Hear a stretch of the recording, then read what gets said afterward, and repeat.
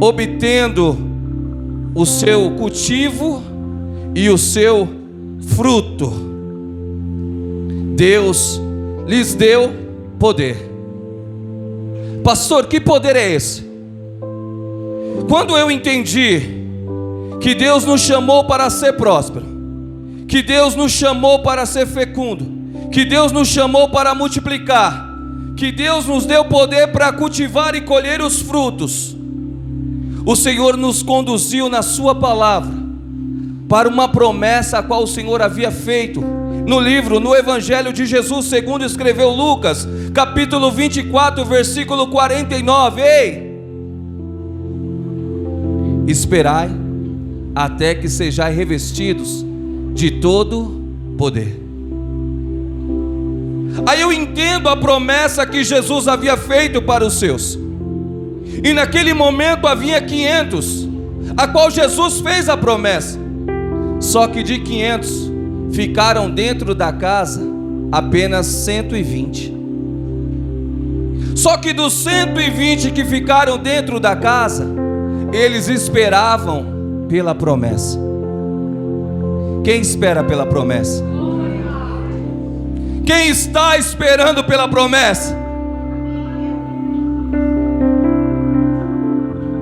A promessa que eles esperavam se cumpriu em Atos capítulo 2, onde todos estavam reunidos esperando pela promessa. E de repente veio um vento veemente e impetuoso e encheu toda aquela casa. E todos que ali estavam foram cheios, com línguas como repartidas como de fogo. E todos começaram a falar nas suas línguas pátrias. E todos que estavam no pátio do templo começaram a ouvir. E alguns se levantaram a dizer: esses homens estão embriagados a esta hora da manhã.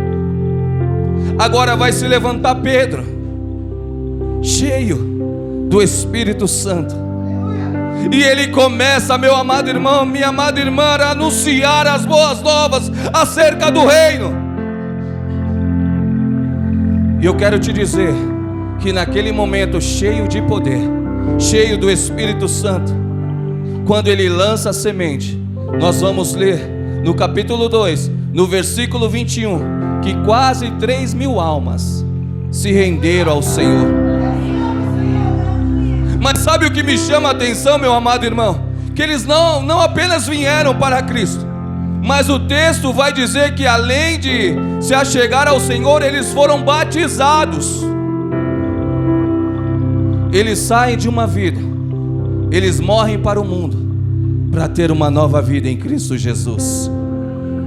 Mas o tema para as nossas vidas nessa noite é: chamados para frutificar. E eu me pergunto e te pergunto nessa noite: o que é necessário para frutificar?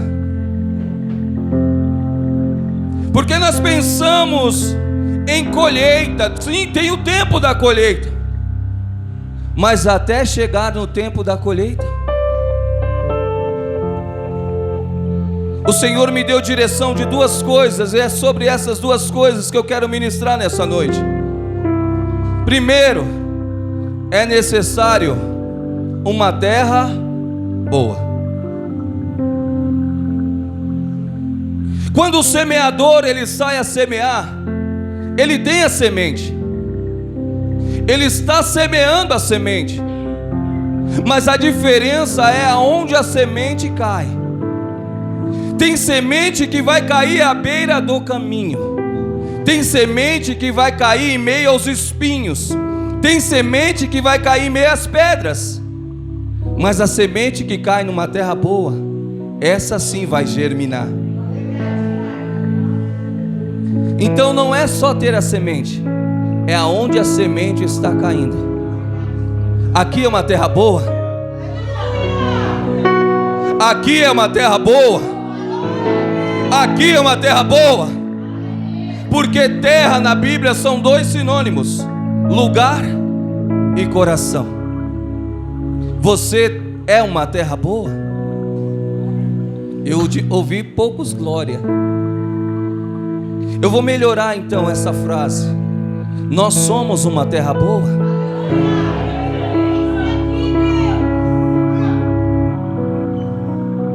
Porque a terra, para ser boa, meu amado irmão, ela tem que ser mexida ou preparada, para não ser uma terra dura, para a semente entrar na terra.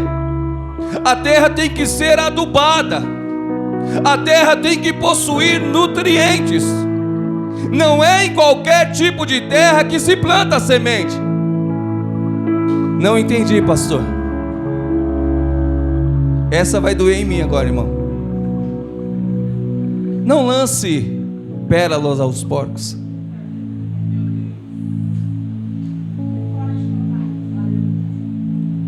Porque se você lançar a semente à beira do caminho, ela não vai germinar. Se a semente cair em meus espinhos, ela não vai germinar. Se ela cair em meio às pedras, ela não vai germinar. Pastor, como eu sei que a terra é boa? Um quebrantado coração move o coração de Deus. A segunda coisa, semente. Eu falei da terra, mas só a terra por si só, sem a semente, ela não vai produzir ou vai fazer nascer ou crescer uma árvore frutífera. Amém? Glória a Deus. Duas são os símbolos da semente. Primeiro, a palavra a qual Isaías vai dizer que ela não volta vazia, antes ela alcança o objetivo a qual está sendo liberada a se cumprir, depois ela volta. Segunda coisa, eu e você. Você já parou para pensar que em alguns momentos, em alguns milagres, ou até mesmo no milagre a qual Deus curou o cego, lá no tanque de Siloé, quando Jesus curou o cego no tanque de Siloé, quando ele abre os olhos, primeiramente ele vai ver o que? Homem como árvores, ou árvores como homens. Depois nós vamos para João capítulo 15, onde Jesus vai fazer um comparativo, e nós vamos chegar lá, que ele é a videira e nós somos os ramos. Então, se eu entendo que a palavra é a semente, ela é lançada, ela alcança o meu e o teu coração, amém? Só que ela vai permanecer como semente, ou ela tem que crescer dentro da minha e da tua vida?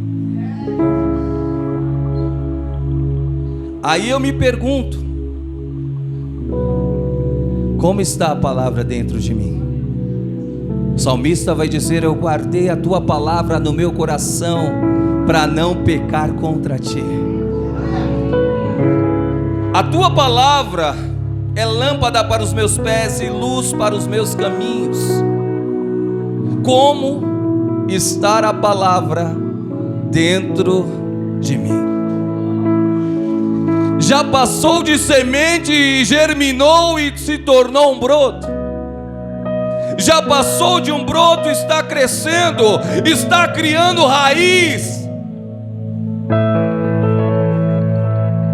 Quando ela cresce e cria raiz, não é nada que me tire e te tire da presença do Senhor, meu irmão. Não é lutas, não é aflições, não é dificuldade, nada, como diz o apóstolo Paulo, nos separa do amor de Cristo. Como está a semente dentro de mim e de você?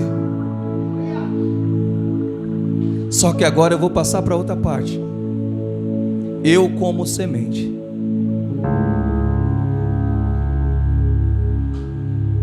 Sabe aquela semente que tem que ser encontrada? O exemplo, como nós estamos em uma quantidade de pessoas, o exemplo que me veio foi uma mexerica agora. Tira-se a casca e vai tirando os gomos ali. Cada gomo tem uma quantidade de semente. Quantos não jogam a semente fora?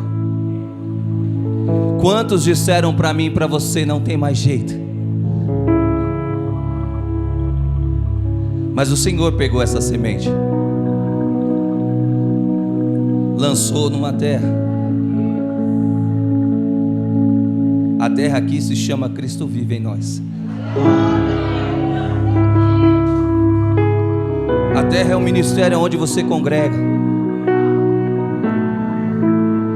A terra foi aquele lar a qual você teve um encontro com Cristo. E daquele momento, o Senhor começou a trabalhar na minha e na tua vida. Quando eu ouvi o louvor dizendo, usa-me a mim, eu faço menção porque quem me conhece sabe que esse louvor marca a história da minha vida. Quando eu dizia que não tinha mais jeito, o Senhor me escolheu. Quando a sociedade dizia, esse aí, o Senhor me escolheu. E eu costumo dizer, Senhor, eis-me aqui. Usa a minha vida segundo a tua vontade, segundo o teu querer. Mas existe um processo que é necessário passar, meus amados irmãos. E às vezes nós queremos chegar a ser uma árvore frutífera, mas existe um processo de crescimento na minha e na tua vida. Existe um tratar do Senhor na minha e na tua vida.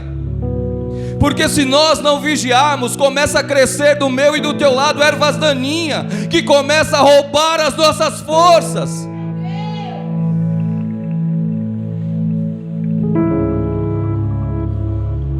Mas o Senhor nos escolheu,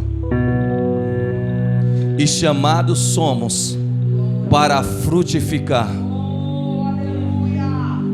Teve um grupo de louvor aqui que está com a camiseta, não sei se os irmãos prestaram atenção, mas eu sou muito observador, dizendo assim: floresça aonde o Senhor te plantar.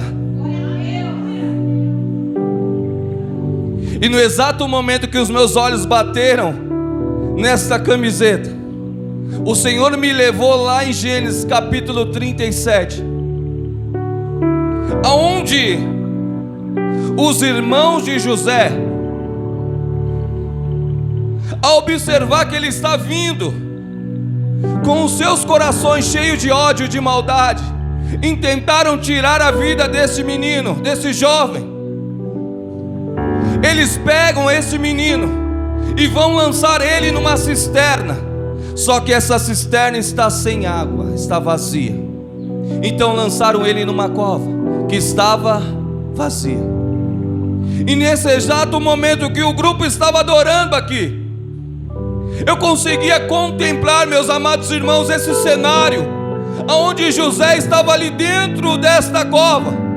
E o Senhor falou para mim nesse momento: ei, aonde você está? Porque a situação está querendo te colocar dentro de uma cova. Mas se nós voltarmos alguns versículos, vai dizer que o Senhor havia dado sonhos para José. E eu acredito, meu amado irmão, minha amada irmã, que o Senhor te deu sonhos, porque todo final de ano e início de ano nós fazemos uma programação, panorama de como nós queremos que seja a nossa vida, e nós oramos, nós clamamos, nós apresentamos ao Senhor para que Ele venha direcionar a minha e a tua vida. Senhor, nós entregamos nas tuas mãos os nossos planos, os nossos projetos, a nossa vontade para que se cumpra. Só que uma coisa, enquanto o grupo estava louvando aqui, Deus falou comigo: aonde ele foi plantado,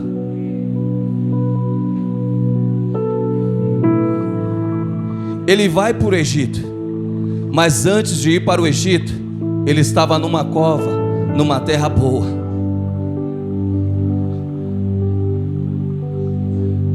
Não entendi, pastor, eu te explico nessa noite. O pastor disse que não iria profetizar em todas as áreas, para que você não passasse o que você passou no ano anterior. E eu acredito nisso, porque o que passou ficou para trás. Agora nós vamos viver coisas novas. Nós vamos aprender coisas novas.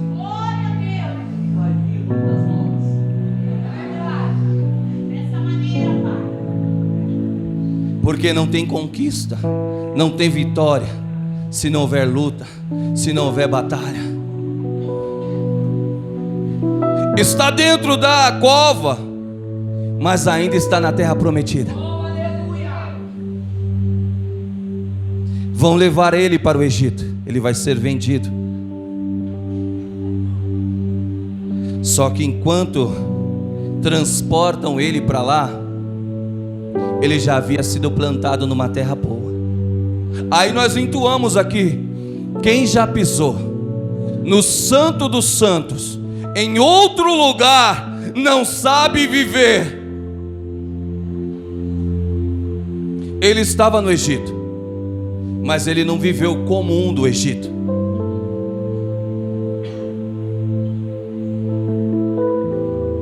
Ele fez a diferença, irmão.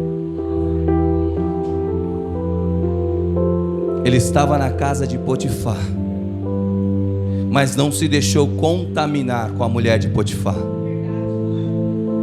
Ele foi caluniado, mas ele permaneceu fiel. Ele foi lançado na prisão, mas não murmurou. Deus usou a vida dele para interpretar os sonhos. Depois de interpretar os sonhos, ele foi esquecido dentro da prisão. Mas era tudo o tempo determinado para que se cumprisse o propósito de Deus. Existe um tempo de lançar a semente, um tempo de preparar a terra, um tempo de lançar a semente, um tempo de regar, um tempo de esperar, um tempo de crescer e um tempo de colher. Qual é o tempo que você está? Ei, não apresse o tempo. Se você apressar o tempo, às vezes vai até ter fruto, mas o fruto está verde.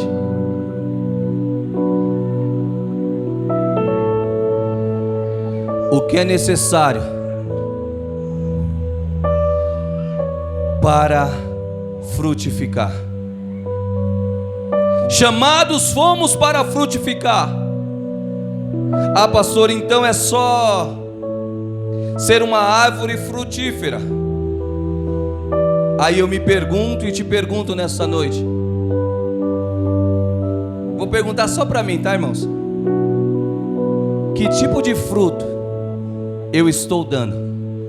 Porque a árvore é conhecida pelos seus.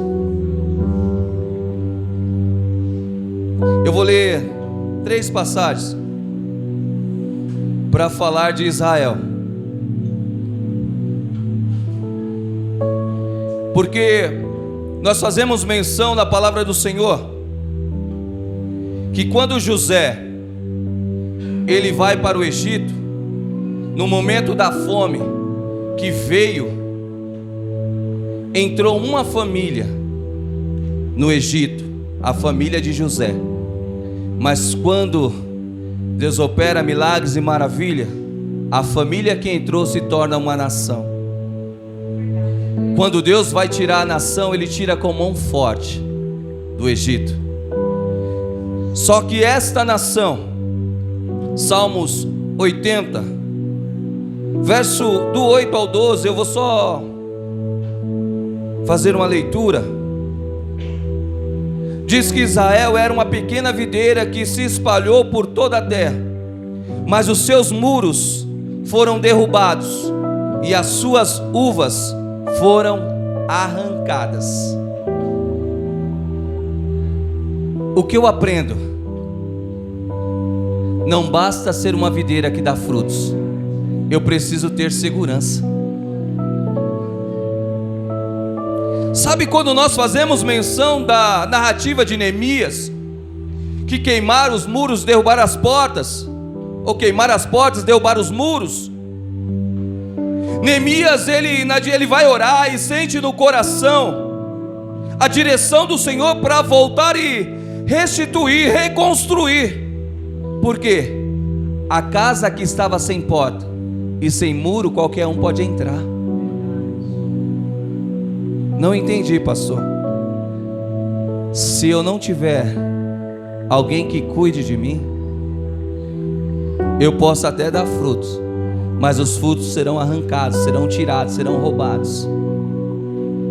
Os galhos da videira foram quebrados, a videira foi destruída. E como eu me encontro diante do Senhor? Oséias, capítulo 10, versículo 1.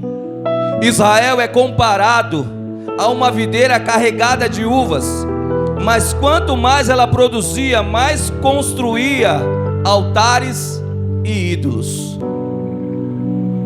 Não entendi, pastor. É para mim, tá, irmãos? Eu estou produzindo frutos para a glória de quem mesmo? Ele não divide a glória dele com ninguém. Jeremias, capítulo 2, versículo 21. Contudo eu te plantei como vide de origem pura, da melhor qualidade.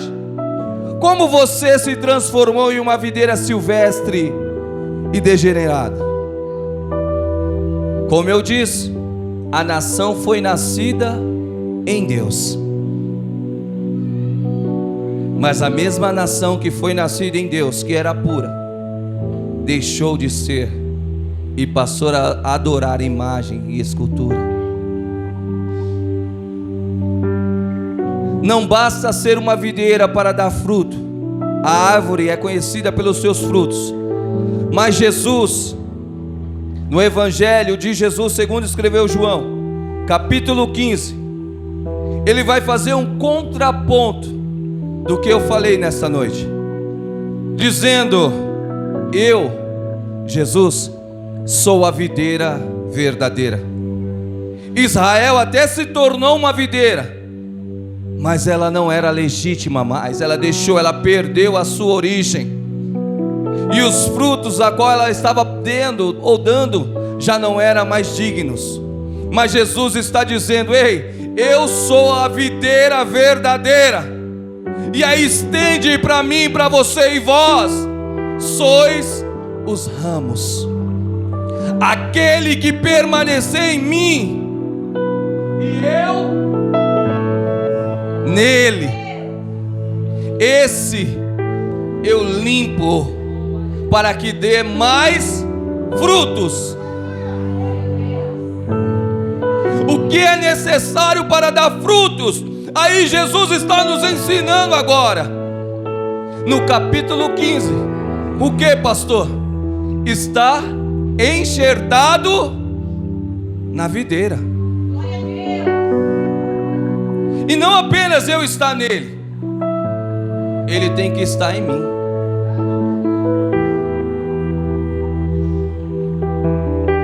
Essa vai doer em mim aqui, irmãos. É aniversário, é bênção.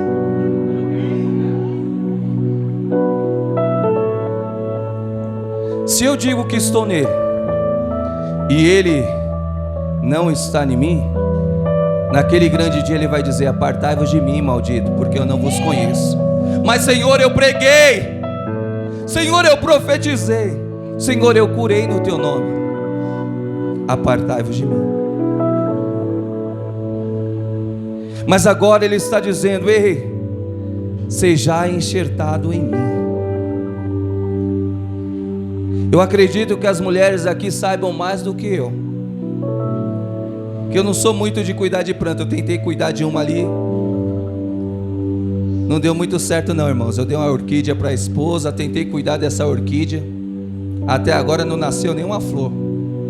Tá difícil o negócio ali, mas não estou desistindo não, estou ali tentando. Por que eu estou te dizendo isso?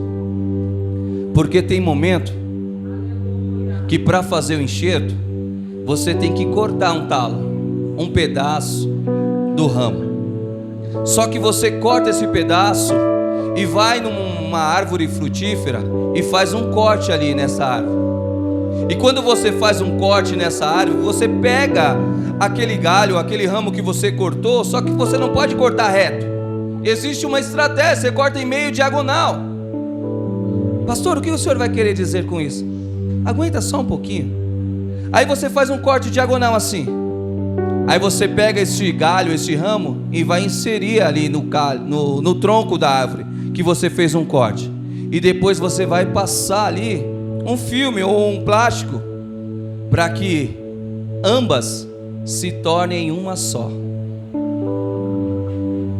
Aí se Jesus está falando para mim que Ele é a videira, eu sou o ramo, só que eu não estava nascendo na videira, eu fui enxertado na videira.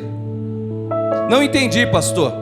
Eu não nasci num berço evangélico, e mesmo se eu tivesse nascido num berço evangélico, todos pecaram e todos estão destituídos ou foram destituídos da glória de Deus, amém? Só que através de Jesus, aquele que deixou a sua glória, a virgem concebeu do Espírito, ele nasce, cresce. Eu tenho um pensamento meu, que quando ele está sendo gerado, ele não poderia ter vindo de José e Maria, porque ele herdaria o pecado. Se ele estivesse com um cordão umbilical ligado ali, ele também não receberia o sangue da mãe.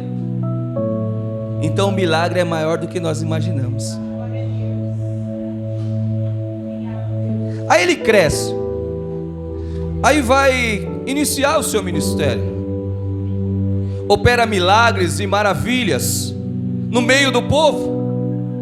Ele caminha para a sua morte em cruz. Ele toma o lugar de Barrabás, ou seja, ele toma o nosso lugar representado em Barrabás. E aí Pilatos ainda vai tentar, porque era perto da Páscoa e era de costume soltar um. E ele vai tentar soltar Jesus, porque não acharam nenhuma condenação nele. Só que quando ele apresenta Jesus para ser solto, aqueles que estavam ali incitados pelos sacerdotes, pelos fariseus, eles começam a gritar: ei, crucifica Jesus e soltem Barrabás. Aí Jesus, meu amado irmão, minha amada irmã, ele vai ser chicoteado. E nesse chicote tinha chumbo e osso. E alguns estudiosos vão dizer que a sua ponta era 3. E ele toma 39 chicotadas. E nisso, vezes 3, dá 117. Que batia no seu corpo. Pastor, como era a marca? Assim.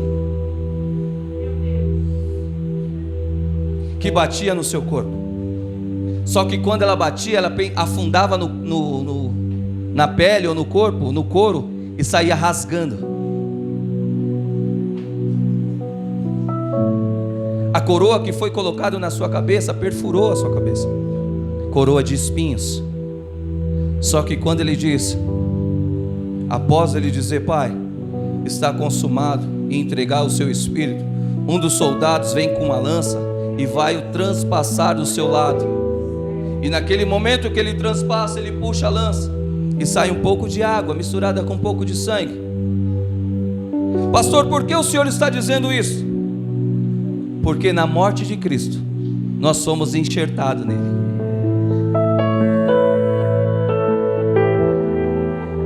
Mas na ressurreição de Cristo nós adquirimos vida, e vida com abundância. Ele morreu para pagar o preço por mim e por você, mas ao terceiro dia Ele ressuscitou.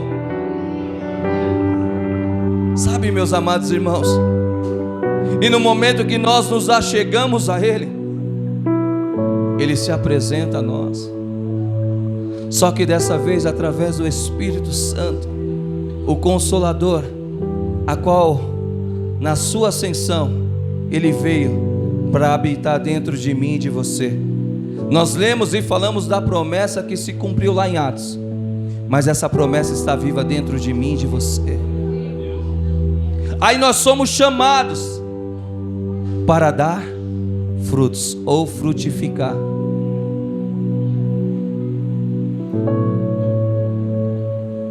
Estamos no início do ano.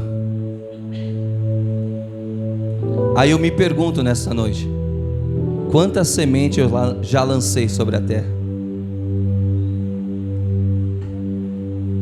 O ano passado eu falei: Senhor, me permita, para a glória do Teu nome, que eu veja, ou aqui na minha igreja, ou em outra igreja, no mínimo umas 12 vidas se achegarem a Ti, reconhecer o Senhor como o único e suficiente Salvador. Irmãos, o Senhor me conduziu em vários lugares, e numa dessas idas eu estava numa clínica de reabilitação, ministrando a palavra do Senhor. E no dia que eu ministrei na direção do Senhor, segundo a palavra que Ele me deu, foi 4 vidas de uma vez que aceitaram a Cristo. Não, é para a glória dEle, não é para a minha. O que eu estou te dizendo nesta noite é que quando nós nos entregamos a Ele, nós falamos muito do Salmo 37, verso 4, verso 5, entrega o teu caminho ao Senhor, confia nele e o mais Ele fará. Nós falamos muito disso, mas quando nós estamos passando por luta, quando nós passamos por dificuldade, quando nós almejamos algo, mas eu te digo nesta noite, deixa Ele dirigir a tua vida, deixa Ele te guiar. O pastor disse, ele ora, e a responsabilidade deixa de ser dele. Quando você entrega, a responsabilidade deixa de ser tua, porque é Ele que está no controle. Mas eu tenho às vezes o mau hábito de querer pegar de volta. Às vezes eu tenho o mau hábito de querer fazer do meu jeito. Nessa noite a terra está sendo preparada, irmão. A semente está sendo lançada. O Senhor está,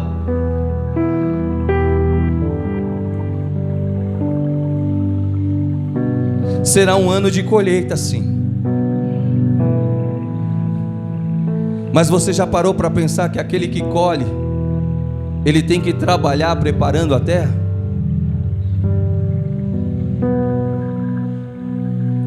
Ele tem que escolher a semente que ele quer plantar? Porque cada semente que é plantada existe um tipo de cuidado. Eu acho que eu falei aqui da outra vez que eu vim. Se você plantar um pé de goiaba, quando ela crescer, ela vai dar os frutos. Só que quando as goiabas estiverem ali pequenas e verdes, você tem que ter um cuidado de colocar na ponta desses frutos um saquinho de papel. Por quê, pastor? Para que os bichos não entre e essa goiaba seja bonita, mas cheia de bicho. Não entendi, pastor. Se não tiver ninguém cuidando da casa, a casa pode até ser bonita, mas quando se entra dentro dela, a boniteza se acaba. Porque por mais bonita que seja o fruto, quando você corta ou você morde, que você vê o bicho, você já joga fora. Porque você vai dizer, está contaminado. Quais os frutos que nós almejamos ter neste ano? Eu acredito que seja frutos bons. Amém? Glória a Deus. Então temos que plantar numa terra boa.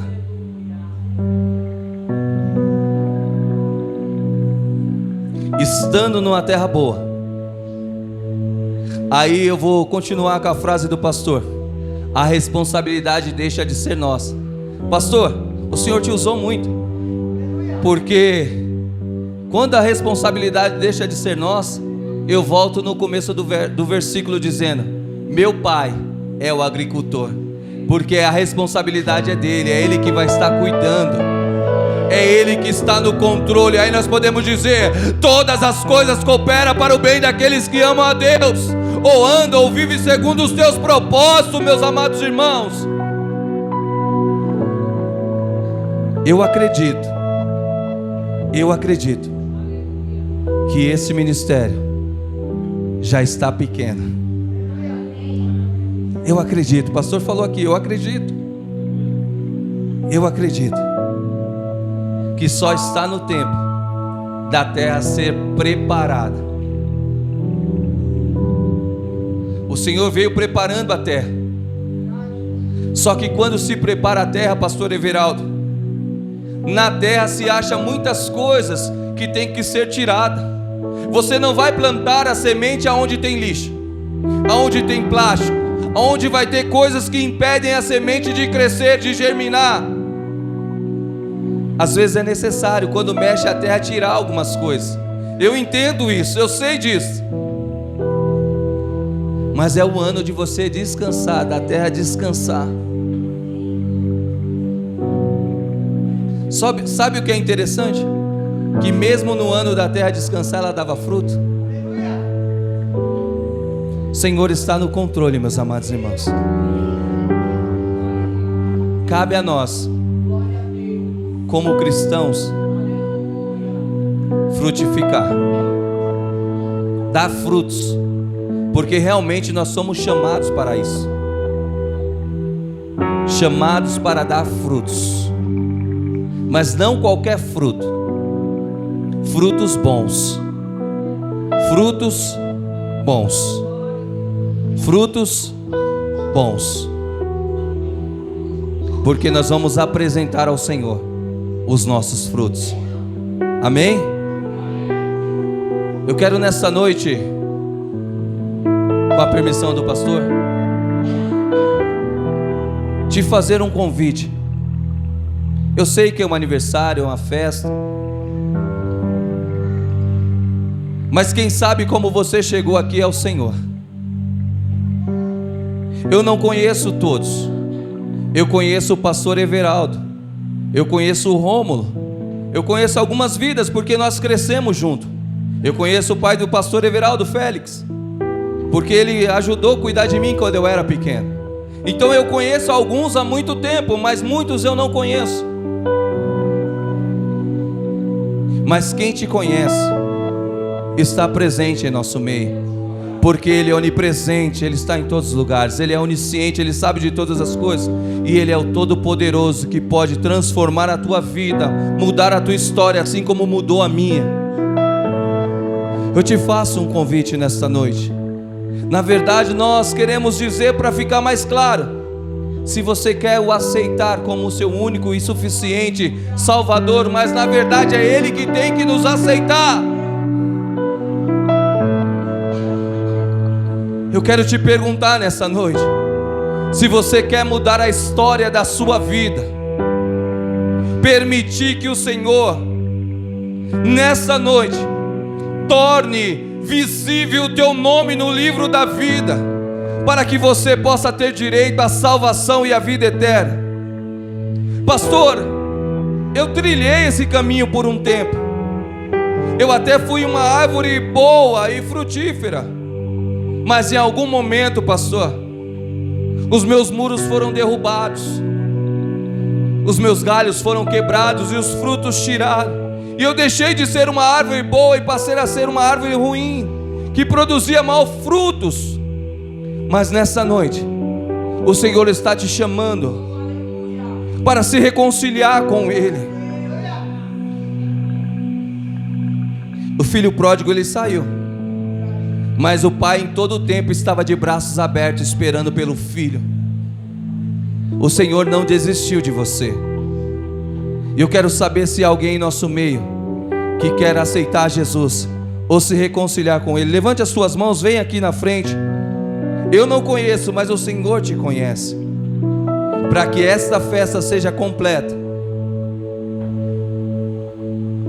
tome essa decisão nessa noite. Mude a história da sua vida. Deixe de lutar as batalhas sozinho e permita que o Senhor peleje por você. Entregue, confie e espere. Há alguém em nosso meio nessa noite? Se não há, eu vou abaixar as minhas mãos. Se você quiser depois, fale com o pastor Everaldo.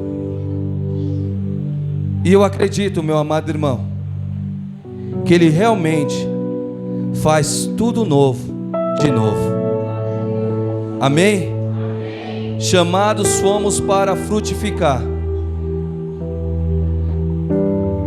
Deixa o Senhor te conduzir, porque o semeador, Ele dá semente ao que semeia.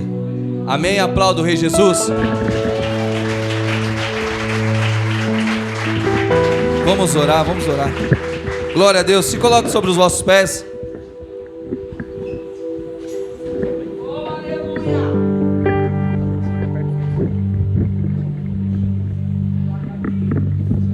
Vamos orar nessa noite. O Senhor está em nosso meio. Ore comigo, pedindo para que o Senhor nessa noite te fortaleça, para que o Senhor Ele possa conduzir a sua vida neste ano de 2025, e para a glória dEle, os seus frutos sejam bons e permaneçam. Amém? Soberano Deus e eterno Pai, nesta noite, Senhor, nós, na direção do Teu Espírito Santo, Senhor, oramos e clamamos a Ti. Apresento a Ti, Senhor, a cada vida, a cada família aqui, Senhor, presente na Tua casa, a cada ministério, Senhor, representado nesta noite, Pai. Que na Tua direção, Senhor amado, Pai, podemos ouvir a Tua voz a falar conosco nesta noite.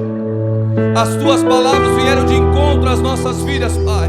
Senhor, que nesta noite em Ti, Senhor, venhamos ser fortalecidos, renovados, restaurados, Pai querido e amado. Que se cumpra na Tua vida, as nossas vidas, Pai, o Teu querer, a Tua vontade que é boa, que é perfeita e agradável, Senhor. E eu te peço em nome de Jesus, que cada irmão, que cada irmã, que cada família, que cada ministério possam em Ti viver o sobrenatural e colher os frutos, Pai, na direção do Teu Espírito Santo. Que sejam porção, Pai, de 30, de 60 e de 100, eu peço a Ti, Senhor, para que o Senhor possa nos surpreender, Pai, porque decidimos servir ao Senhor com retidão, e estamos, Pai, firmados, enraizados numa terra boa, segundo o Teu Espírito Santo, para a glória do Teu santo nome, em nome de Jesus. Amém e amém. Amém, irmãos. Aplaudam mais uma vez o Rei Jesus.